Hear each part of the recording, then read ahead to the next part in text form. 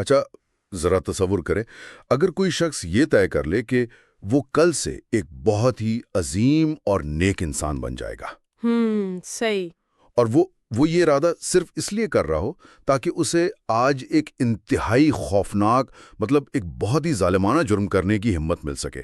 کیا یہ ایک عجیب سا نفسیاتی تضاد نہیں لگتا؟ بالکل، یعنی بظاہر تو ایسا لگتا ہے جیسے دو بالکل متضاد چیزوں کو زبردستی آپس میں جوڑا جا رہا ہو۔ ہاں نا، مطلب یہ کیسے ممکن ہے کہ یہ جو مستقبل میں اچھے بننے کا وعدہ ہے، دراصل یہی وہ اصل ایندھن ہو جو آج کے کسی سنگین ترین گناہ کو انجام دینے کا حوصلہ دے رہا ہے؟ دیکھیں، انسانی ذہن اور اس کی جو نفسیات کی تہیں ہیں نا، وہ واقعی بہت گہری اور حیران کن ہے۔ ہم انسان عام طور پر حقائق کو بالکل واضح اور دو ٹوک انداز میں دیکھنے کے عادی ہوتے ہیں۔ جی بالکل کسی، آپ کہہ لیں کہ ایکس رے رپورٹ کی طرح، یعنی اگر کسی انسان کے بازو کی ہڈی ٹوٹ جائے تو ایکس رے میں وہ ٹوٹی ہوئی ہڈی کی ایک سفید اور صاف لکیر نظر آ جاتی ہے۔ بالکل مسئلہ واضح ہوتا ہے کہ ہڈی ٹوٹی ہے یا نہیں ٹوٹی، وہاں کوئی درمیانی راستہ نہیں ہوتا۔ جی، اور اس طرح کی صراحت میں، مطلب ایک واضح پن میں، ایک قسم کا سکون بھی ملتا ہے۔ چیزیں خانوں میں بٹی ہوتی ہیں اور ہر عمل کی ایک سیدھی اور واضح وجہ ہوتی ہے۔ لیکن جب ہم انسانی رویوں، حسد اور رشتوں کے وہ جو الجھے ہوئے دھاگے ہیں ان کی دنیا میں قدم رکھتے ہیں تو یہ جو ایکس رے مشین ہے یہ جیسے ناکارہ ہو جاتی ہے۔ بالکل ایسا ہی ہے۔ تو آج کی اس تفصیلی اور گہری گفتگو میں ہمارا مقصد بھی یہی ہے۔ آج ہم سورت یوسف کی دو انتہائی اہم آیات، میرا مطلب ہے آیت نمبر 9 اور 10، ان پر غور کر رہے ہیں۔ اور یہ کوئی عام تاریخی واقعہ نہیں ہے۔ جی، ایک بہت ہی گہرا مطالعہ ہے۔ ہاں، یہ صرف دو آیات کے اندر ایک مکمل خاندانی سازش، شدید قسم کا حسد اور انسانی ضمیر کی کشمکش کا ایک ایسا خاکہ ہے جو سیدھا انسانی ذہن کے تاریک ترین حصوں میں جھانکتا ہے۔ ہم دیکھتے ہیں کہ کیسے کچھ بھائی مل کر اپنی خون، یعنی اپنے بھائی حضرت یوسف کے خلاف ایک ہولناک سازش تیار کرتے ہیں۔ اور آپ دیکھیں، اس سازش کی تفصیلات ہی وہ مقام ہے جہاں سے انسانی نفسیات کی جو پیچیدگیاں ہیں وہ کھلنا شروع ہوتی ہیں۔ بھائی آپس میں مشورہ کر رہے ہیں اور ان کے سامنے دو راستے رکھے جاتے ہیں۔ پہلا یہ کہ یا تو یوسف کو قتل کر دیا جائے، اور دوسرا یہ کہ یا پھر اسے کسی ایسی دور دراز اور گمنام زمین پر پھینک دیا جائے جہاں سے اس کی واپسی کبھی ممکن ہی نہ ہو۔ ارے واہ، مطلب دونوں ہی راستے انتہائی خوفناک ہیں۔ جی، لیکن اس پورے واقعے میں جو چیز سب سے زیادہ چونکا دینے والی ہے وہ اس خوفناک سازش کا اصل محرک ہے۔ مطلب یہ کوئی جائیداد کا جھگڑا نہیں تھا، مال و دولت کی ہوس یا کوئی سیاسی اقتدار کی جنگ نہیں تھی۔ تو پھر کیا تھا؟ ان کے اپنے الفاظ میں اس ساری سازش کا مقصد صرف یہ تھا کہ تاکہ تمہارے والد کی توجہ صرف اور صرف تمہارے لیے مخصوص ہو جائے۔ یعنی یہ سراسر ایک جذباتی محرک تھا۔ یہ واقعی سوچنے پر مجبور کرتی ہے۔ مطلب مقصد صرف والد کی محبت اور توجہ حاصل کرنا ہے، لیکن اس خالص اور بظاہر اتنے معصوم سے لگنے والے مقصد کو حاصل کرنے کے لیے جو راستہ چنا گیا ہے وہ کتنا صفاقانہ ہے۔ بالکل۔ تو یہ بالکل ویسا ہی ہے نا جیسے کوئی شخص کسی دوڑ کے مقابلے میں پہلی پوزیشن لانا چاہتا ہو۔ صحیح۔ اب منطقی بات تو یہ ہے کہ وہ اپنی کارکردگی بہتر بنائے، زیادہ محنت کرے، لیکن وہ اس کے بجائے ایک بھیانک شارٹ کٹ لے لیتا ہے۔ یعنی وہ باقی سب کو ہی راستے سے ہٹا دیتا ہے۔ بالکل، وہ مقابلے میں شریک باقی تمام کھلاڑیوں کو ہی میدان سے غائب کر دیتا ہے تاکہ ٹریک پر وہ اکیلا ہی رہ جائے، اور ظاہر ہے پھر جیت اسی کی ہو۔ یہ جو آپ نے تشمیح بھی ہے، اس سے ایک بہت ہی اہم نفسیاتی کیفیت کی وضاحت ہوتی ہے جسے ہم نفسیات کی دنیا میں زیرو سم گیم کہتے ہیں۔ اچھا، زیرو سم گیم؟ جی، یعنی ایک ایسا کھیل جہاں ایک کا فائدہ لازماً دوسرے کا نقصان ہوتا ہے۔ جب محبت جیسی غیر مادی اور میں کہوں گی لامحدود چیز کو انسان ایک محدود وسائل والی چیز سمجھنے لگتا ہے تو پھر وہاں سے خطرناک حسد جنم لیتا ہے۔ یعنی انہیں لگتا تھا کہ محبت بس ایک محدود مقدار میں ہی موجود ہے۔ بالکل، بھائیوں کو یہ محسوس ہوتا تھا کہ والد کی محبت بس ایک محدود مقدار میں ہے، اور جب تک یوسف موجود ہے اس محبت کا وہ بڑا حصہ جو ان کا بنیادی حق ہے وہ انہیں نہیں مل سکتا۔ یہ تو ایک بہت ہی اندھا کر دینے والا جذبہ ہے۔ دیکھیے، محبت کے حصول کی خواہش بذات خود کوئی منفی جذبہ تو نہیں ہے، لیکن جب یہ حسد کا روپ دھار لیتی ہے نا اور انسان اسے اپنا چھینا ہوا حق سمجھنے لگتا ہے تو وہ اپنے راستے کی ہر رکاوٹ کو مکمل طور پر مٹا دینے کے جواز ڈھونڈنے لگتا ہے۔ بالکل، وہ اس بات پر غور کرنا ہی چھوڑ دیتا ہے کہ محبت کسی سے چھین کر یا کسی کو راستے سے ہٹا کر تو حاصل نہیں کی جا سکتی۔ بالکل ایسا ہی ہے۔ اور پھر محبت کے لیے قتل کی یہ جو منصوبہ بندی ہے، یہ ایک بہت گہری اور تاریک نفسیاتی الجھن بن جاتی ہے۔ جی، اور پھر وہ لمحہ آتا ہے جو اس پوری صورتحال کو مزید پیچیدہ کر دیتا ہے۔ وہ آپس کے مشورے میں یوسف کو راستے سے ہٹانے کا فیصلہ کرتے ہیں اور پھر فوراً ہی اپنے آپ کو ایک تسلی دیتے ہوئے ایک جملہ ادا کرتے ہیں کہ اور اس جرم کے بعد تم نیک لوگ بن جانا۔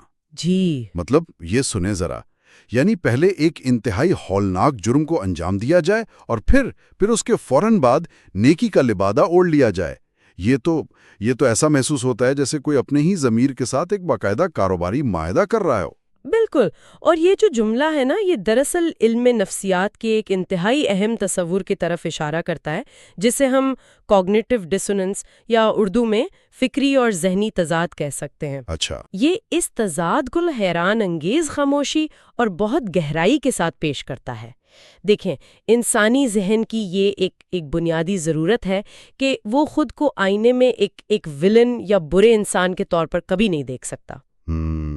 کوئی بھی خود کو برا نہیں سمجھنا چاہتا۔ بالکل، تو جب انسان کوئی ایسا کام کرنے کا ارادہ کرتا ہے جو اس کے اپنے ہی اخلاقی اصولوں، انسانیت یا ہمدردی کے بالکل خلاف ہو، تو اس کے ذہن میں ایک شدید قسم کی کشمکش، تکلیف یا بے چینی پیدا ہوتی ہے۔ تو پھر ذہن اس بے چینی کا کیا کرتا ہے؟ اس شدید بے چینی کو ختم کرنے کے لیے ذہن ایک فرضی کہانی گھڑتا ہے، ایک ایسا اخلاقی راستہ نکالتا ہے جو اس برے فعل کو قابل قبول بنا سکے۔ ارے واہ! یہ بھائی بھی دراصل اپنے آپ کو یہی تسلی دے رہے تھے کہ وہ پیدائشی طور پر ظالم یا کوئی مستقل برے لوگ نہیں ہیں، بلکہ یہ تو صرف ایک واحد اور ناگزیر قدم ہے جو انہیں بادل نخواستہ اٹھانا پڑ رہا ہے۔ اور اس ایک قدم کے بعد وہ اپنی باقی زندگی مکمل طور پر نیک اور پارسا بن کر گزاریں گے۔ جی بالکل یہی سوچ رہے تھے۔ اچھا، ذرا رکیے گا ماہرہ صاحبہ، مجھے یہاں اس نقطے پر تھوڑا سا اختلاف ہے اور میں اس کیفیت کو مزید کریدنا چاہوں گا۔ جی ضرور بتائیں۔ مطلب کیا یہ اپنے آپ میں ایک ناقابل فہم تضاد نہیں ہے؟ کوئی شخص اپنے ہی سگے بھائی کو قتل کرنے یا ہمیشہ کے لیے لاپتہ کرنے کی باقاعدہ منصوبہ بندی کر رہا ہے، جو کہ ظاہر ہے ایک انتہائی ظالمانہ اور سرد مہری پر مبنی عمل ہے۔ بالکل۔ اور ساتھ ہی وہ یہ دعویٰ بھی کر رہا ہے کہ وہ اس کے بعد نیک ہو جائے گا۔ یعنی کیا نیکی کا ارادہ اور ایک معصوم کے قتل کی سازش واقعی ایک ہی ذہن میں ایک ساتھ وجود رکھ سکتے ہیں؟ یہ کوئی روزمرہ کی چھوٹی موٹی غلطی تو نہیں ہے نا جسے نظر انداز کیا جا سکے؟ یہ تو ایک باقاعدہ اور سوچی سمجھی سازش ہے۔ یہ سوال بالکل جائز ہے، اور اصل میں یہی وہ مقام ہے جہاں انسانی خود فریبی کی وہ جو اصل طاقت ہے اس کا اندازہ ہوتا ہے۔ بظاہر یہ ایک زبردست تضاد ہے، لیکن نفسیاتی سطح پر یہ دونوں خیالات ایک دوسرے سے لڑنے کے بجائے ایک دوسرے کو سہارا دے رہے ہوتے ہیں۔ اچھا، سہارا کیسے دے رہے ہوتے ہیں؟ دیکھیں، جب وہ یہ ارادہ کرتے ہیں کہ ہم بعد میں نیک ہو جائیں گے، تو دراصل وہ اپنے ضمیر کو دھوکہ دے رہے ہوتے ہیں۔ اس مستقبل کی نیکی کے ارادے کے بغیر شاید ان کے اندر اتنا حوصلہ ہی پیدا نہ ہوتا کہ وہ اپنے بھائی کے خلاف ایسی ہولناک سازش کر سکیں۔ اوہ، تو یہ بات ہے۔ جی، مستقبل میں اچھائی کا یہ وعدہ کوئی سچی توبہ نہیں ہے، بلکہ یہ وہ نفسیاتی ایندھن ہے جسے ہم مورل لائسنسنگ بھی کہہ سکتے ہیں، جو انہیں حال میں آج ایک سنگین جرم کرنے کی آزادی دے رہا ہے۔ Moral licensing. وہ دراصل اپنے ضمیر کو رشوت دے کر سلا رہے ہیں کہ بس آج خاموش رہو، کل ہم ایک مثالی اور بے داغ زندگی گزاریں گے۔ ارے، تو یہ نکتہ تو واقعی دل دہلا دینے والا ہے۔ یعنی نیکی کا وہ ارادہ جس پر ہم عام طور پر فخر کرتے ہیں، یہاں وہی ارادہ برائی کا سب سے بڑا ہتھیار بن گیا ہے۔ جی بالکل۔ مستقبل کی نیکی کی یہ امید حال کے گناہ کو ایک باقاعدہ قانونی اور اخلاقی جواز فراہم کر رہی ہے۔ اس کا مطلب تو یہ ہوا کہ انسان اپنے بدترین اور ظالمانہ ترین اعمال کو بھی اپنے ذہن میں جائز اور ضروری قرار دینے کی ایک خطرناک صلاحیت رکھتا ہے۔ بالکل ایسا ہی ہے، اور اگر ہم تاریخ کے اوراق پلٹے یا جدید سماج پر نظر ڈالیں تو یہ جو پیٹرن ہے یہ بار بار دہرایا جاتا نظر آتا ہے۔ ہاں وہ تو ہے۔ آپ دیکھیں کتنے ہی بڑے مالیاتی گھپلے، کارپوریٹ سطح پر ہونے والے منظم فراڈ یا حتیٰ کہ تاریخ کے ہولناک ترین مظالم اسی منطق کے تحت انجام دیے گئے کہ یہ ایک وقتی اور سخت فیصلہ ہے جو ایک عظیم تر مقصد کے لیے بہت ضروری ہے، اور اس کے بعد سب کچھ ٹھیک اور مثالی ہو جائے گا۔ یہ تو ایک قسم کا ایک اخلاقی سمجھوتا ہو گیا نا؟ بالکل، یہ ایک ایسا اخلاقی سمجھوتا ہے جس میں انسان مان لیتا ہے کہ وہ جو کر رہا ہے وہ غلط ہے، لیکن وہ اسے ایک آخری غلطی یا مجبوری کے طور پر لیبل کر کے خود کو بری کر لیتا ہے۔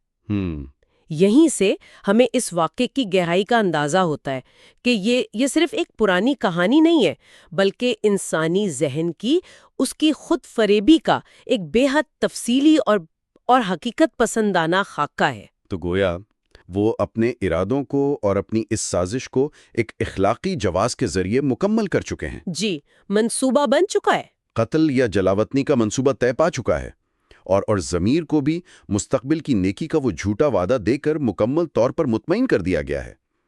لیکن پھر اس کہانی میں ایک غیر متوقع اور اچانک موڑ آتا ہے۔ بالکل، ایک نئی آواز۔ ہاں، اسی سازش کے عین درمیان ایک مختلف آواز ابھرتی ہے۔ کوئی ایک شخص اس پورے منصوبے کی، اس کی شدت کو چیلنج کرتا ہے۔ وہ کہتا ہے یوسف کو قتل نہ کرو۔ یہ مداخلت ایک دم سے ایک نئی بحث چھیڑ دیتی ہے۔ جی، لیکن وہ جو متبادل منصوبہ پیش کرتا ہے وہ بھی کوئی رحم دلی یا مکمل رہائی کا پروانہ نہیں ہے۔ وہ مشورہ دیتا ہے کہ اگر تمہیں کچھ کرنا ہی ہے تو اسے کسی اندھے کنویں کی گہرائی میں ڈال دو تاکہ کوئی گزرتا ہوا قافلہ اسے اٹھا لے جائے۔ اس مقام پر ہم ہجوم کی نفسیات، یا جسے ہم گروپ ڈائنامکس کہتے ہیں، اور ڈیفیوژن آف رسپانسبلٹی یعنی ذمہ داری کی تقسیم کے ایک بہت ہی پیچیدہ پہلو کا مشاہدہ کرتے ہیں۔ ذمہ داری کی تقسیم۔ دیکھیں، جب ایک گروہ کسی انتہائی قدم کی طرف بڑھ رہا ہوتا ہے نا، تو وہ ایک خاص قسم کے جذباتی جنون میں مبتلا ہوتے ہیں۔ لیکن ایسے ہجوم میں جب کوئی ایک فرد تھوڑی سی بھی مخالفت کرتا ہے یا کسی قدر نرم متبادل کی طرف اشارہ کرتا ہے نا، تو وہ پورے منصوبے کا رخ بدلنے کی طاقت رکھتا ہے۔ ارے واہ! اس ایک بھائی نے باقیوں کو قتل جیسی انتہا سے تو روکا، مگر غور طلب بات یہ ہے کہ اس نے یہ نہیں کہا کہ اسے چھوڑ دو، یہ ہمارا معصوم بھائی ہے اور ہمیں ایسا ہرگز نہیں کرنا چاہیے۔ ہاں، اس نے تو یہ بالکل نہیں کہا۔ اس کے بجائے اس نے ایک درمیانی راستہ پیش کیا، ایک ایسا اخلاقی سمجھوتا جس میں ان کا بنیادی مقصد یعنی یوسف کو راستے سے ہٹانا وہ بھی پورا ہو جائے، اور ان پر قتل کا براہ راست الزام یا خون کا دھبا بھی نہ آئے۔ یہ اس پوری سازش کا ایک بالکل نیا رخ پیش کرتی ہے۔ اگر ہم گہرائی میں جا کر دیکھیں تو یہ کنویں میں پھینکنے کا مشورہ کوئی رحم دلی، بھائی چارے یا اچانک جاگ اٹھنے والے ضمیر کا مظاہرہ بالکل نہیں تھا۔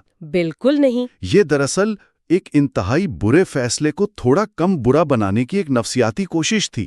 ہم دیکھتے ہیں کہ ضمیر مکمل طور پر مرا نہیں ہے، اسے بے چینی ضرور ہو رہی ہے، لیکن وہ حق اور سچ پر کھڑے ہونے کے بجائے ایک ایسی درمیانی راہ تلاش کر رہا ہے جہاں مقصد بھی حاصل ہو جائے اور ہاتھ بھی خون سے نہ رنگے جائیں۔ بالکل درست۔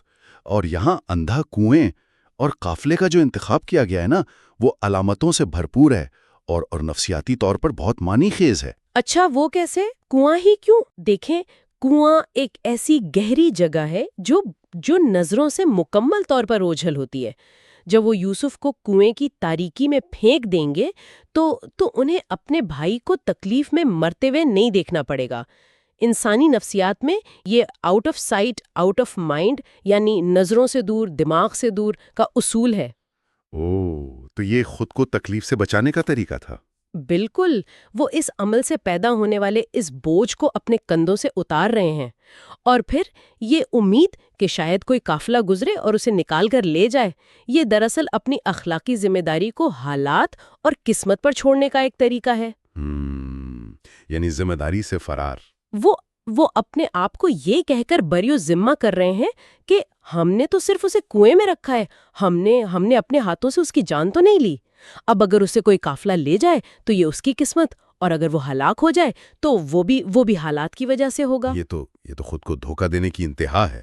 جی، یہ خود کو براہ راست قتل کے الزام اور احساس جرم سے بچانے کا ایک اور بڑا فریب ہے۔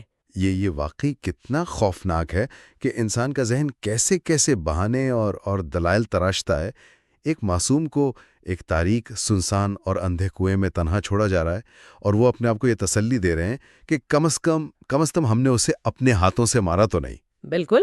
یہ واقعہ ہمیں ایک اور حقیقت کی طرف بھی اشارہ کرتا ہے کہ جب لوگ ایک گروہ یا ہجوم کی شکل میں کوئی فیصلہ کرتے ہیں تو اخلاقیات کس طرح اپنا رنگ بدل لیتی ہیں۔ بہت اہم بات ہے۔ ایک شخص اکیلے شاید قتل جیسے انتہائی قدم کے بارے میں سوچنے کی ہمت بھی نہ کرتا، لیکن جب سب مل کر بیٹھتے ہیں تو ایک دوسرے کے غصے اور حسد کو مزید شہرہ ملتی ہے، اور جو ذاتی ذمہ داری کا احساس ہے وہ کم ہو جاتا ہے۔ جی بالکل۔ اور پھر جب ان میں سے ایک قدرے کم سنگین راستہ دکھاتا ہے تو باقی سب بھی اس درمیانی راستے کو فوراً قبول کر لیتے ہیں، کیونکہ لاشعوری طور پر وہ سبھی اس قتل کے بھاری بوجھ سے اس سے بچنا چاہتے تھے۔ یہ ایک انتہائی تلخ اور گہری حقیقت ہے۔ انسانی رویوں کی دنیا وہ مکمل طور پر سیاہ یا سفید نہیں ہوتی۔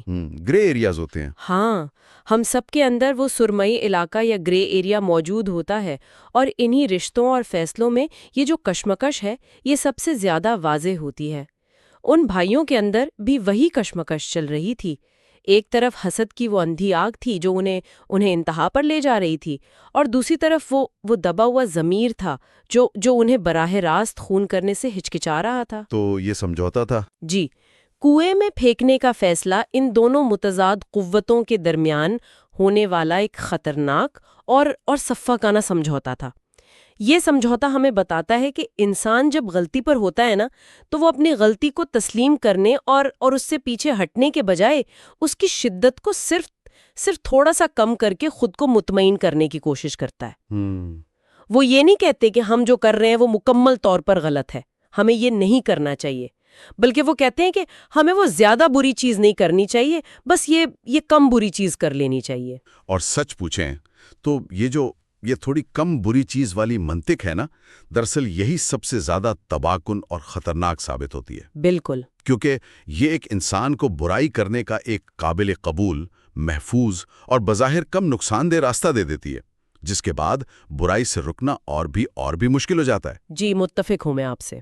تو اگر ہم اس پوری تفصیلی گفتگو کو، اس گہرے جائزے کو سمیٹیں تو ہم نے دیکھا کہ یہ دو آیات محض ایک پرانے دور کی تاریخی داستان نہیں ہے، بلکہ یہ آج کے انسان، ہمارے اپنے ذہن اور ہماری اپنی نفسیات کے لیے بھی ایک شفاف آئینہ ہے۔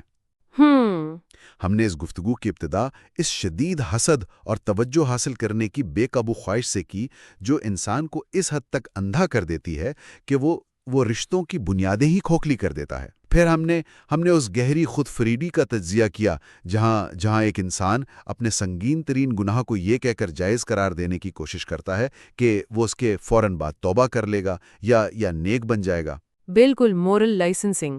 اور آخر میں ہم نے اس اخلاقی سمجھوتے کو دیکھا جہاں ہجوم کی نفسیات کام کرتی ہے اور انسان براہ راست جرم کرنے کے بجائے کوئی ایسا درمیانی اور بظاہر کم نقصان دہ راستہ چنتا ہے جس سے اس کے ہاتھ بھی بظاہر صاف رہیں، وہ خود کو ظالم بھی نہ سمجھے اور اس کا ہولناک مقصد بھی پورا ہو جائے۔ اور یہی ان آیات کی ابیدیت اور ان کا سب سے بڑا کمال ہے۔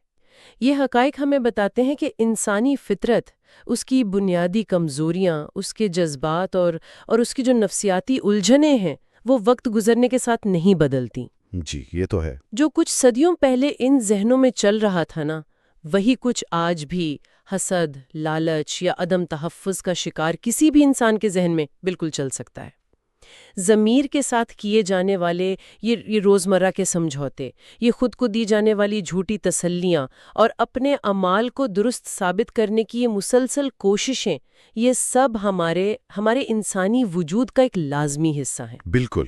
تو ان آیات کا اصل مقصد محض ایک قصہ سنانا نہیں ہے، بلکہ انسان کو اس کی اپنی خامیوں، اس کی اپنی تاریکیوں سے روشناس کرانا ہے، تاکہ جب ہم کبھی زندگی کے کسی موڑ پر ایسے دوراہے پر کھڑے ہونا تو ہم پہچان سکیں کہ کہیں ہم بھی کہیں ہم بھی وہی پرانا فریب تو نہیں کھا رہے، کہیں ہم بھی خود کو یہی تو نہیں سمجھا رہے کہ بس یہ ایک آخری غلط کام کر لوں پھر ہمیشہ کے لیے نیک بن جاؤں گا۔ جیسا کہ ہم نے اس گفتگو کے آغاز میں بات کی تھی کہ ہم انسانوں کو واضح لکیریں پسند ہیں، ہم ہر چیز کو ایکس رے کی طرح صاف دیکھنا چاہتے ہیں، لیکن ہم نے اس جائزے میں دیکھا کہ انسان کی نیت، اس کے جواز اور اس کے اعمال کے درمیان کی لکیر کتنی دھندلی، پیچیدہ اور اکثر خطرناک حد تک گمراہ کن ہوتی ہے۔ بالکل درست۔ ہم ہر حال میں اپنی ہی کہانیوں کے ہیرو بنے رہنا چاہتے ہیں، یہاں تک کہ اس وقت بھی جب ہم دراصل ولن کا کردار ادا کر رہے ہوں۔ جی۔ تو یہ ساری فکری جستجو ہمیں اختتام پر ایک بہت ہی گہری اور قدرے پریشان کن سوچ کے ساتھ چھوڑ جاتی ہے۔ ذرا سوچئے گا، جب کوئی انسان کسی ایسی چیز کی شدید تمنا کرتا ہے جسے وہ اپنا پیدائشی حق سمجھتا ہو، جیسے کہ والد کی محبت یا سماج میں کوئی خاص مقام، تو کیا وہ اس مقصد کو حاصل کرنے کے لیے خود کو ہر قسم کے ظلم اور سفاکی کا جواز دینے پر آمادہ ہو جاتا ہے؟ اور سب سے بڑھ کر یہ کہ کیا بعد میں نیک بن جانے کا یہ ارادہ، یہ وہ واحد وعدہ جو ہم خود سے کرتے ہیں، انسان کو بڑے سے بڑا اور سنگین ترین گناہ کرنے کا وہ حوصلہ فراہم کر دیتا ہے جو شاید بصورت دیگر اس میں کبھی پیدا ہی نہ ہوتا۔ یہ وہ سوال ہے جو ہم سب کو اپنے اندر جھانکنے اور اپنے ضمیر کی ان آوازوں پر غور کرنے پر مجبور کرتا ہے جنہیں ہم اکثر اپنی ہی بنائی ہوئی منطق کے شور میں دبا دیتے ہیں۔